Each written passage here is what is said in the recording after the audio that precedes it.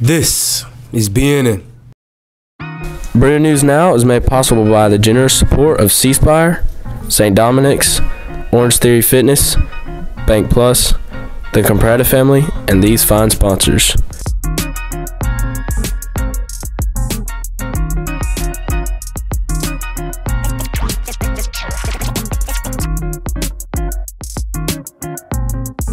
This week on the show, engineering students build the Rube Goldberg machines.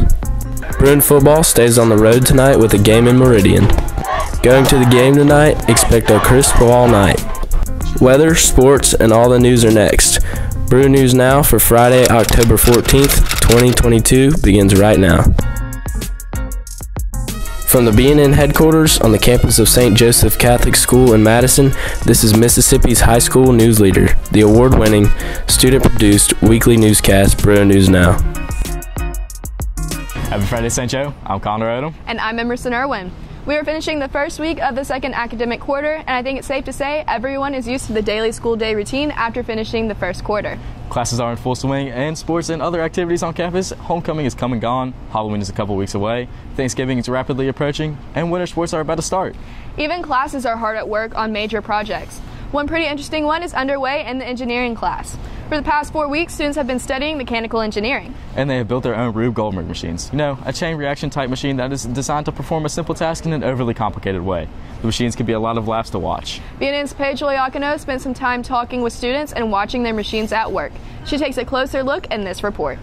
Starting off with a tire pump, and it blows a marble down a ramp and it hits a The past few weeks, the engineering class has been busy constructing Rube Goldberg machines. A Rube Goldberg machine uses kinetic energy to create a chain reaction to perform a simple task. For one group, this task entailed turning off the light switch. To some, it may seem pointless to take a task as simple as this and construct a complex machine to do the job. But this project was a great way for first-year returning teacher Mr. Chris Callahan to teach some of the principles of engineering. Mainly taught us a lot about the ideal mechanical advantage and how to calculate it. It also taught us a lot about the hands-on process to incorporate 3D prints into your machines and how to 3D model those machines on a computer. First, the students were tasked with clearly defining the steps of their project. This entailed drawing detailed sketches and laying it out in step-by-step function. They then had to multi-view sketch out their machine. Next, the teams were able to construct their machines, which were required to incorporate 2 simple machines in one 3D printed model that the team designed themselves. And finally, it was time for testing. Sometimes things failed, but the teams made adjustments to achieve their end goal of completing the task. The testing went great. Most all of them completely went all the way through in their 3 runs. I think we only had one that missed the very, very last step, so they all went very well, and they were a lot of fun. Not only was this project a great way to help students better understand engineering for their time in the class at St. Joe, but also for those students who would like to make engineering a career in their future. For this project, we had to learn to 3D print, multi-view sketch, and do isometric views, which not only helps us later in our projects. For each one we have to do part of that at least. If you become an engineer or do something in physics, you have to be able to do a multi-view sketch and an isometric view to present to someone before you even get to start building it. And once you build it, 3D printing is one of the best ways to construct small and like new ideas. If they don't exist, you can just build them in 3D. It may only be the beginning of the year, but these students have already learned a lot, and it was fun to track their progress throughout this project. I'm Paige Liakino for BNN.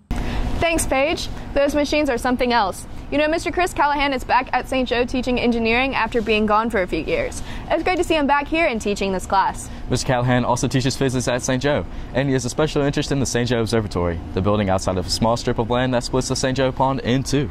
As a matter of fact, Mr. Callahan is working with students to reopen the observatory and use its massive telescope to peer into the distant night sky. He already has held one session last month where people could see Saturn and its rings. Mr. Callahan and the Astronomy Club hope to schedule more night sky viewings.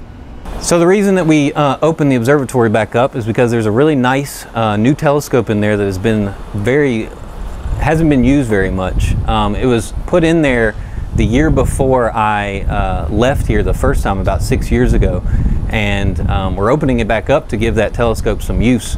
it also gets the students and not just the students but also adults excited about space and talking about science and engineering. So that's what we really like to hear. The religion department has added in a new day of service for each grade this year. Today was the first one. The senior class met today for work at the Carmelite Monastery in South Jackson, home to the Carmelite nuns. Seniors left this morning and will return this afternoon. The junior class will have their day of service next month, helping several organizations throughout the area. All hours will count towards service hours students must earn.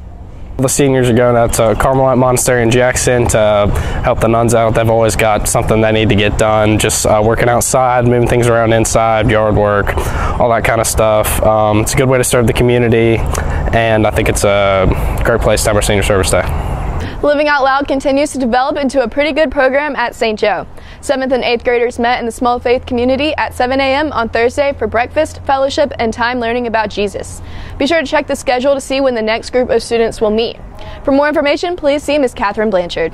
We have breakfast and just have fellowship and talk about different things related to our faith. And this week it was for 7th and 8th graders. We're doing a series on prayer and how to grow in our prayer life and grow in our relationship with God. And we had a good turnout. And the next one is for 9th and 10th graders on October 27th.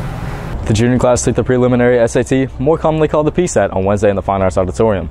This test is practice for the SAT, which helps determine college admissions. The PSAT also serves as the National Merit Scholarship Qualifying Test. Strong scores on the PSAT could translate into scholarship money for college. The fall play, the staged version of the popular film A Christmas Story, is less than a month from opening night at 7 p.m. Friday, November 11th. Performances are also set for 7 p.m. Saturday, November 12th, and 2 p.m. Sunday, November 13th. The cast and crew have been hard at work learning lines, building sets, and blocking scenes. Be sure to come support the cast. It's been a busy week in sports, and it doesn't stop tonight with the big football game. That's so true. Were y'all going? Yep. I'm dressing up as a pink Bruin. I'll have more in sports, including volleyball, cross country, and soccer. Don't flip the channel, because Bruin sports and weather are next. Hello everybody, I'm Gia Picarella, and this is the Bruin News Now Sports Report.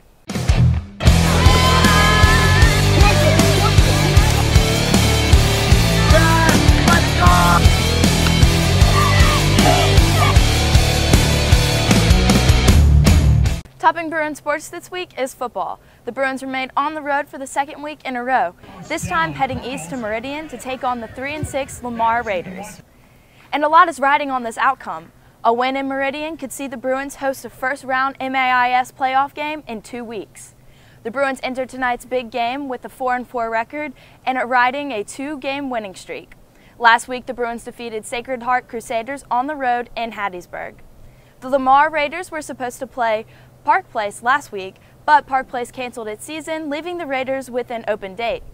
Last year, the Raiders defeated St. Joe at the Bill Rayfield Field 26-20 in overtime. The Bruins are ready to win on Lamar's home field tonight. In Lady Bruins soccer, their season came to an unfortunate close last week against Lamar Academy. The Lady Bruins and Raiders battled it out in 2 overtimes. The game decider was PKs, and it was not in the Lady Bruins' favor. Even though their season did not end as anticipated, the Lady Bruins had many key players that were rewarded for their talent. Rachel Donaldson, Stella McCarty, and Ava Catherine Stephen received an All-Division award. Stella McCarty and Emma O'Brien were selected for the future All-Star Game, and Rachel Donaldson played in the All-Star Game on Tuesday at MRA. Lady Bruins volleyball season was a year of rebuilding and was not as successful as last year's state championship team. This year, the Bruins ended their season with a 3-17 record. The Lady Bruins plan to continue to work hard throughout the rest of this year in training in hopes to improve their season. Our volleyball season is performing and doing very well this season. We just got done on Saturday finishing the MAIS JV tournament, and we got 3rd out of 11 teams there, so I'm super excited. Bruin Cross Country returns to the action on Saturday when the team competes in the Watson High School Classic at Choctaw Trails in Clinton. This will be the last cross-country meet before the MAIS Championship, which is set for Monday, October 24th. The Saturday meet at Choctaw Trails is a massive event featuring 93 schools with teams from all across Mississippi, Louisiana, and Alabama. Bruin runners are ready. Girls run at 9 and the boys will run at 9:30. This year's gone really well for cross country. We've had a lot of Runners have some personal accomplishments, most notably William Fugate ran his first sub-16 5K a couple weeks back. We're also getting some college interest with some of our runners.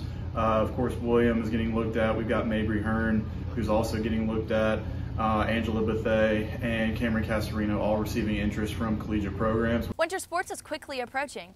Look for more on Bruin boys and girls basketball, as well as boys soccer, on next week's edition of Bruin News Now. That's it for this week's Bruin News Now Sports Report. I'm Gia Picarella, and go Bruins!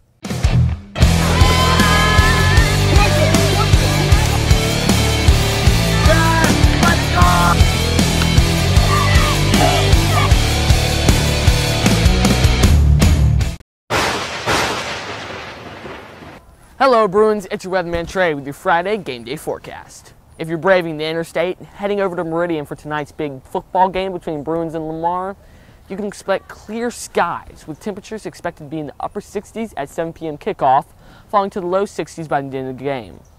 In Jackson today, look for highs in low 80s and lows in the 50s tonight. Brr.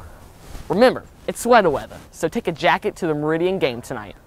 If you're not going to the game and plan on going to the fair and riding rides and eating fried food, pack a jacket because it's going to be chilly. The best part, I declare there is no rain this weekend. You can thank me later. Over the weekend, you can expect extra cold weather Saturday and Sunday mornings. You can expect highs in the 80s, lows in the 50s. If you're going out this weekend, this is the last weekend of the Mississippi State Fair in downtown Jackson. Bundle up. Well, that's it for your Bruins Now forecast. And remember, Bruins, I'm Compretta with the weather.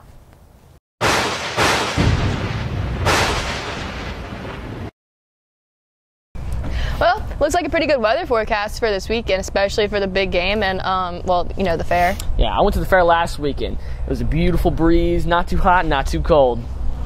Got any big plans for this weekend? No, I'm just working at a Lake Carolina Golf Club this weekend.